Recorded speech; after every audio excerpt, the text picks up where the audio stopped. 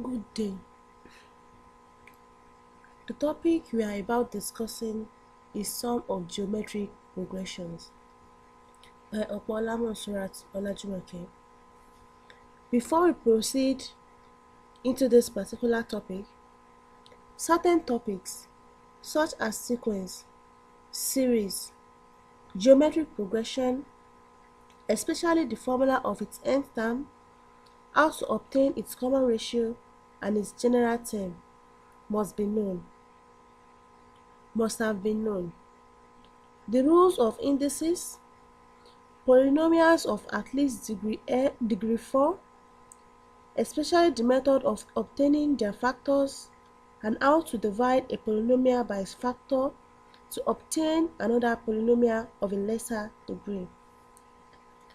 Quadratic equation and method for solving them, especially the general method, must have been known.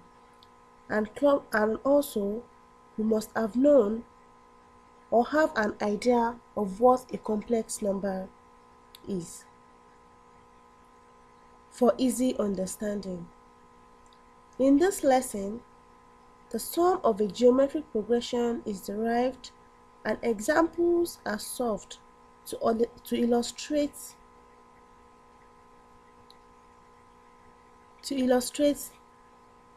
this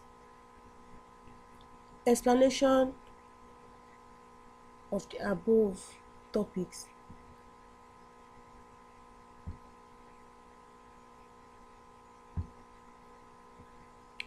Sum of geometric progressions. The sum of terms in a geometric progression is the addition of all the terms involved in the particular geometric progression. Given that a geometric progression to its nth term is given as equation 1, which is a comma ar comma ar squared up to ar raised to power n minus 1. If you are familiar with what a geometric progression is, this is the general term of a geometric progression, and this is the nth term of that particular geometric progression. A is the first term, ar is the second term, ar squared is the third term, ar raised to power n minus 2 is the n minus 1th term, and ar raised to power n minus 1 is the nth term. From the idea of series, we all know that S subscript n normally represents the sum of the terms in a particular sequence. So we are asked to let S subscript n represent the sum of the terms in the above geometric progression, that is the first equation, equation 1. Therefore, Sn will be equals to A plus AR squared plus AR raised to power n minus 2 plus AR raised to power n minus 1, and that is tagged as the second equation. So all these we are doing it to derive the formula for the sum of the first n terms of a geometric progression. So multiplying both sides of 2 by r, that is multiplying both sides of this particular equation, multiply each term by r. So here we have Rsn, because whatever you do to the left hand side, you do it to the right hand side.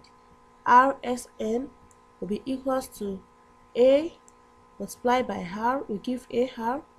AR multiplied by r, we give AR squared. AR squared multiplied by r, we give AR cubed. AR raised to power n minus 2 multiplied by r, we give AR raised to power n minus 1. Here we are applying the law of indices, because AR raised to power n minus 2 multiplied by r raised to power 1, the same thing as writing r raised to power n minus 2 plus 1, which is r raised to power n minus 1, which is what we have here, plus AR raised to power n minus 1 multiplied by r, which is AR raised to power n minus 1 plus 1. Minus 1 plus 1 we give 0, n plus 0 we give n. That is why we have AR raised to power n, and that is tagged as the third equation. Now, subtracting the second equation from the third, we obtain, that is, if we subtract each term of second equation here from each term of the third equation, we have r s subscript n minus s subscript n. Here a minus 0, we don't have anything that has a alone here, so it's going to give us ar minus ar will give 0, ar squared minus ar squared will give 0, ar, we have ar cube here, minus ar cube will give 0, ar n minus 2 minus ar n minus 2, we have it here. It's not written, but we have it here. If we should expand all the terms, it's going to cancel. Ar n minus 1 minus ar n minus 1 will give 0, but here we don't have anything like ar n, so it's going to be 0 minus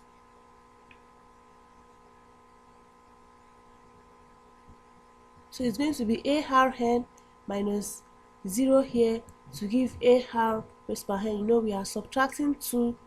We are subtracting 2 from 3, so we start from ar minus ar to give 0, ar squared minus ar squared to give 0, ar cube minus ar cube to give 0, ar n minus 2 minus ar n minus 2 to give 0, ar n minus 1 minus ar n minus 1 will give 0. For this particular first term, it's going to be 0. We are subtracting this from this. 0 minus a, we give minus a, and ar raised by n minus 0 we give ar raised by n. That is what we have here. R s subscript n minus s subscript n equals ar raised by n minus a. So we should factorize s subscript n out here. We have s subscript n equals r minus 1. If we should open this bracket, we get back this particular statement, which is equals to factorize a out, a into bracket r raised by n minus 1. So we make s subscript n set of formula. This is going to divide both sides by r minus 1. We have s subscript n equals ar raised by n minus 1 over r minus 1, and that is tagged as the fourth equation. Also, we can subtract equation 3 from 2. That is, we subtract the third equation from the second. Here we have a minus 0, we give ar minus ar, we give 0, ar squared minus ar squared, we give 0, ar raised by n minus 2 minus ar raised by n minus 2, we give 0, ar raised by n minus 1 minus ar raised by n minus 1, we give 0. But here we have, there is nothing like r raised by n alone here, so it's like writing 0 like the coefficient of ar raised by n here is 0, so 0 minus ar raised by n we give minus ar raised by n. So here we have s subscript n minus r s subscript n will be equals to a minus ar raised by n. Like we did here, we factorize out s subscript n. We have s subscript n equals 1 minus r. If you open this bracket, we get this statement back, which is equals to a, factorize a out into 1 minus r raised to power n. Then we make s subscript n the subject of formula, which will be equals to a into 1 minus r raised by n over 1 minus r, which is tagged as the fifth equation. So here we have two formulas for s subscript n, which is the sum of the first n terms of a geometric progression. So there are some conditions to use for the formulas to use when finding the sum of a geometric progression. So from the above, when r is greater than 1, the formula in equation 4 is more appropriate. That is, when your common ratio is greater than 1, it's more appropriate for you to use the formula in equation 4 than that of equation 5. But when r is less than 1 and negative, that is, when the value of r is less than 1 and negative, the fifth equation is better used. So that is the explanation for the derivation of the sum of the first n terms of a geometric progression. Now, we solve examples to illustrate what we have been explaining. We have 5 examples in all. So one is from the UTME past question, UTME 1988. So now we move to the solutions of these examples. Now in the first example, we are told that the product of the second term of a particular geometric progression and the fourth term is equals to double the fifth term. You know, when they say double, it's like something multiplied by 2. From the knowledge of nth term of a geometric progression, if you are conversant with the nth term of a geometric progression, we know that the formula is t subscript n equals ar raised to the power of n minus 1. So in the question, we are talking about the second term, the fourth term, and the fifth term. So from here, from the nth term, we know that the second term t2 equals ar, the value for n here is now 2 raised to the power 2 minus 1, which is same thing as ar. t4 equals ar raised to the power 4 minus 1, which is ar cubed. t5 equals ar raised to the power 5 minus 1, which is equals ar raised to the power 4. And from the question, we are told that the product of the second and fourth term is equals to double the fifth term of a particular geometric progression. That is why we have the statement t2 multiplied by t4 equals to 2 multiplied by t5. So we substitute the general term of the second, fourth, and fifth term into this particular statement. This implies that t2, which is ar, multiplied by t4, which is ar cubed, equals 2 multiplied by ar raised to the power of 4, which is t5. So a multiplied by a will give ar squared. Using the rules of indices, r cubed multiplied by r is like having a raised to the power m multiplied by a raised to the power n, which is a raised to the power m plus n. So r cubed multiplied by r raised to the power 1 is same thing as writing r raised to the power 3 plus 1, which is r raised to the power 4, which is equals to 2 ar raised to the power 4. So here we can divide this side. If we should divide both sides by r raised to the power 4, then we will be left with 2a equals a squared. If you divide both sides by a, we have a, which is the first term, to be equals to 2. So now we've obtained the value for the first term, and we are to obtain a particular geometric progression, we must know its general term, its first term, and its common ratio. Now we already have the value for the first term, so we'll use other informations in the question to obtain the value for the common ratio. Also, from the question, we are told that the sum of the first 4 terms is 80. That is, the value of the sum of the first 4 terms is 80. And we all know that the sum of the first n terms of a geometric progression is given by this formula. Since we don't know the value of r, we can use any of the formula. So now we choose to use the first formula, that is the formula in equation 4. So now the value of S4, n will be equals to 4. So substitute the value of n to be equals to 4. We have S4 equals a r raised to the power 4 minus 1 divided by r minus 1. And the value for the sum of the first 4 terms is 80, which is equals to a r raised to the power 4 minus 1 divided by r minus 1. Since we already obtained the value for a to be equals to 2, we have 80 equals 2 multiply by r raised to the power 4 minus 1. So we divide both sides by 2. We have 40 equals r raised to the power 4 minus 1 over r minus 1.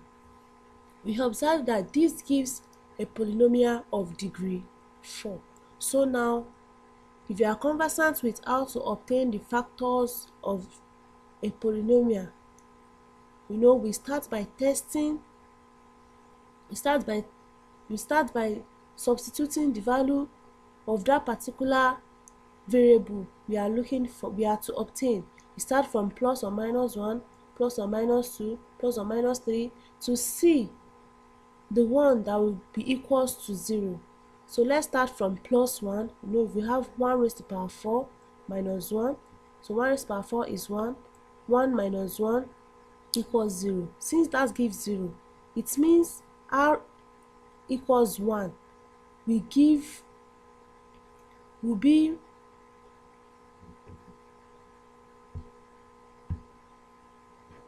be a 0 of that particular polynomial, and r minus 1 will be a factor.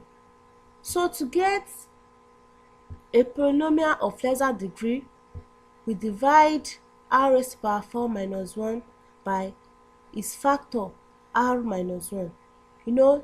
The degree of a particular polynomial, from the degree of a particular polynomial, we know the number.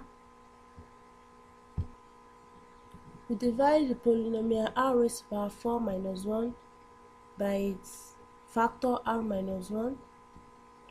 So if you are conversant with the division of polynomials, we'll be able to do this, and we get a quotient, and that quotient will be a polynomial of lesser degree.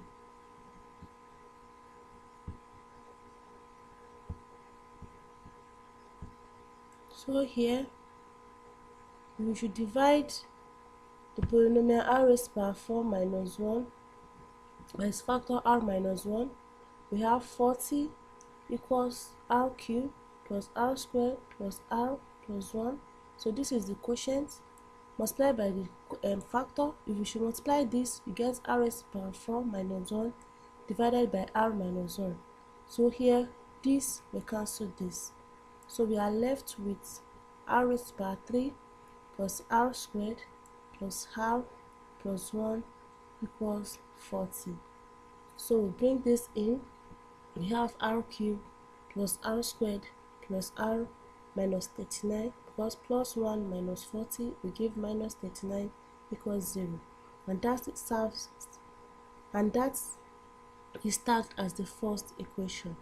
So this particular equation leads to a cubic equation. The highest degree of a particular polynomial will tell you the number of possible values that constant will have. So here we know from r raised to the power 4 minus 1, we know how we have 4 possible values. The first one is 1. So since we've cancelled that, we have this. So now we know r we have 3 possible values. So from here too, we can factorize by first obtaining the factor of this particular equation. And if we should check r equals 3, I said we start from plus or minus 1, plus or minus 2, plus or minus 3. So we observe that when r equals 3, we obtain the 0 of that particular polynomial. So let's check. 3 raised to the power 3 is 27, plus 3 raised to the power 2, which is 9. 27 plus 9 will give 36. 36 plus 3 will give 39. 39 minus 39 will give 0. So since r equals 3 is the 0 of this particular polynomial, then r minus 3 will be a factor. So we should divide this by r minus 3. We get another polynomial of lesser degree, which is a quadratic equation. So if we should multiply the factor by that particular polynomial you get, it's going to give back the cubic equation. So here we have r minus 3. This can be written as r minus 3 multiplied by r squared plus 4r plus 13 equals 0. So if you open this bracket, we get this equation back. So here we know that is either r equals 3 or this quadratic equation equals 0. So now we solve the quadratic equation r squared plus 4r plus 13 to get the other two values of r. You know we have degree 2, that means we have two possible values of r. So here we use the general method by which the formula is given by r equals minus b plus or minus square root of b squared minus 4ac divided by 2a. Here a is the coefficient of r squared, b is the coefficient of r, and c is the constant in that particular quadratic equation. So here a is 1, which is the coefficient of r squared, b is 4, coefficient of r, and c is 13, coefficient and the constant in the equation. So we substitute this into the formula for general method. R will be minus 4 plus or minus square root of 4 squared minus 4 multiplied by 1 multiplied by 13 divided by 2 multiplied by 1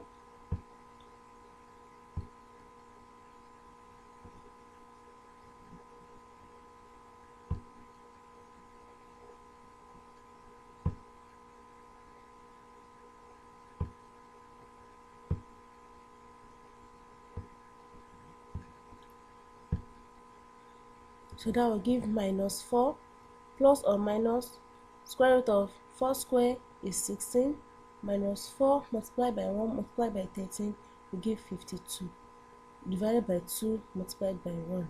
So that's going to give minus 4 plus or minus square root of 16 minus 52 will give minus 36.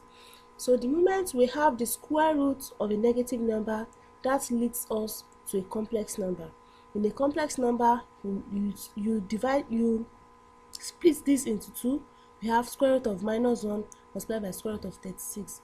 And in complex number, square root of minus 1 will give I, square root of 36 will give 6. That's why we have 6i. So here we have minus 4 plus or minus 6i divided by 2.